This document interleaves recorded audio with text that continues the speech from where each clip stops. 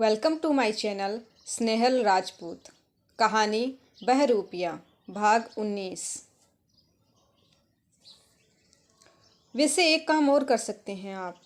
वो अपनी कुर्सी से उठती हुई और अपना हैंडबैग संभालती हुई बोली। उदय ने एक सवालिया नज़र उस पर डाली। अब तक जितने भी मर्डर हुए हैं न, उन सभी की तारीखों पर और समय पर गौर कीजिए।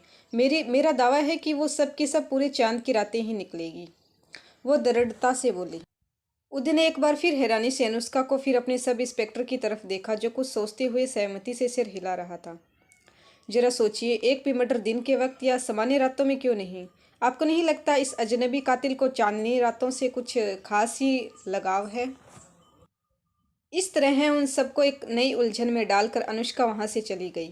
पुलिस स्टेशन के बाहर वो टैक्सी का इंतजार कर ही रही थी जब आयु ने एक हाथ सर पर मारा। क्या हुआ? अनुष्का ने पूछा। मैं अपना गेम तो अंदर ही चेयर पर छोड़ आया। आप टैक्सी बुलाओ, मैं जल्दी से लेकर आता हूँ। वो वापस पुलिस स्टेशन में घुस गया। अंदर डीएसपी उदय अपनी ही उलझन में गुम बैठा था। आयु को वापस आया देख वो थोड़ा हैरान हो गया। अरे बेटा, आपकी मम्मी? हाँ, मेरी मम्मी। आपको कैसी लगी? आयु खिंसे निपोरते हुए बोला। हैं? अंकल, एक बात पूछूं? वो अपनी जगह खड़ा आगे पीछे डोल रहा था और बुरी तरह शर्मा भी रहा था। उदय ने एक बार हैरानी से अपने सब इंस्पेक्टर को देखा, फिर आयु से कहा। हाँ बेटा, आपको भी अपने डॉगी के बारे में कुछ बताना है? नहीं, शेडो नहीं, वो तो मम्मा ने बता दिया। वैसे मम्मा कुछ भी बोलती रहती है, शेडो बहुत अच्छा है। आयु सोचता हुआ बोला। तो फिर? अरे अंकल, क्या आप सिंगल हैं? क्या? उदय आयु के मुंह से वो अप्रत्याशित सवाल सुनकर सकपका गया। तभी आयु के सर के पीछे एक हल्की चपत पड़ी। अनुष्का आ गई थी और उसका हाथ पकड़कर जल्दी से उसे बाहर ले जाने लगी। उसने झेंपते हुए उदय से नजरें भी नहीं मिलाई। कब सुधरोगी तुम? मना किया था ना? अनुष्का आयु पर बरस रही थी। मम्मा, मुझे तो वो पुलिस अंकल बहुत अच्छे लगे, गुड लुकिंग। आपने बाइसेप्स भी देखे उनके? मुझे तो लगता है कि सिक्स पैक्स भी जरूर होंगे। आयु दांत दिखाता हुआ बोला। आयु आयु स्टॉप इट, बंद करो ये सब। वो हमेशा उसे झिड़कती थी, पर आज वो सचमुच बहुत गुस्सा थी।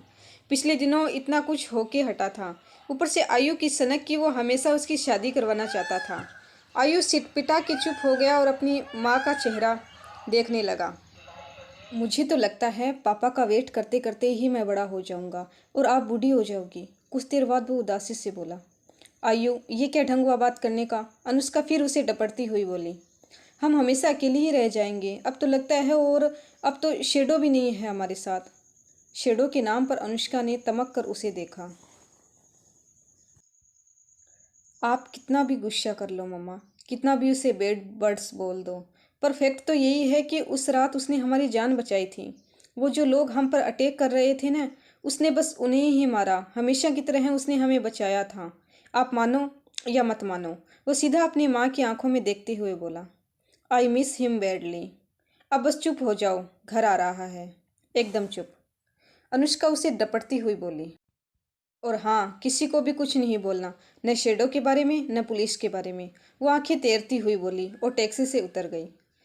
अनु, कहाँ थी तुम? फोन भी नहीं उठा रही थी। दरवाजा खोलती हुई माँ बोली। अनुष्का ने पर्स खोलकर मोबाइल निकाला और उसे वापस रिंग मोड पर किया।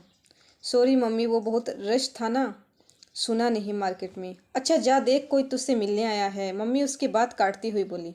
मुझसे मिलने? कौन? पता नहीं, मम्मी ने मुंह बिचकाया। अनुष्का जल्दी से ड्राइंग रूम में पहुंची। वहां चेहरे पर नापसंदगी के भाव लिए बिल्कुल खामोश उसके पापा बैठे थे। तभी एक आवाज़ आई। हेलो अनुष्का बेटा, कैसी हो? अनुष्का ने पापा के सामने वाले सोफे पर नज़र डाली और थोड़ा चौंक गई। वहां वही एक पैर से अपाहिज, हाथों में एक छड़ी पकड़ा बूढ़ा बैठा हुआ था, जो उसे डॉग शो में मिला था। कहानी जारी है। कहानी का अगला भाग नेक्स्ट वीडियो में। धन्यवाद।